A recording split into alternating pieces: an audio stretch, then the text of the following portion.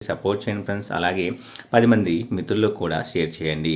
మరి వారాహి అమ్మవారు ఈరోజు అందించే ఆ కథను విందామండి. పూర్వము ఒక ఊళ్ళో శివదేవుడు అనే గృహస్థుడు ఉండేవాడు. అతడు మహాశివభక్తుడు. రోజు తమ ఊళ్ళో ఉన్న శివాలయానికి శివదేవుడు వెళ్ళేవాడు. ఒట్టి చేతులతో వెళ్లకుండా బాగా కాచి చల్లార్చిన కుంచెడు పాలు ఆలయానికి పట్టుకెళ్ళేవాడు. శివుడికి వాటిని నైవేద్యంగా ఆరగింపు చేసేవాడు. అలా భక్తితో స్వామికి నమస్కరించి ఆపై పాలను ఇంటికి తీసుకెళ్లేవాడు. ఇలా పరమనిష్టతో ప్రతిదినము కూడా కుంచెడు పాలను శివుడికి ఆరగింపు చేసేవాడు. స్వామిని అర్చించేవాడు.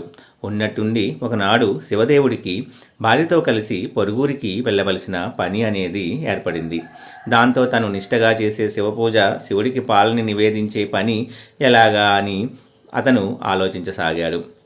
ఇంట్లో అందరికన్నా చిన్నదైన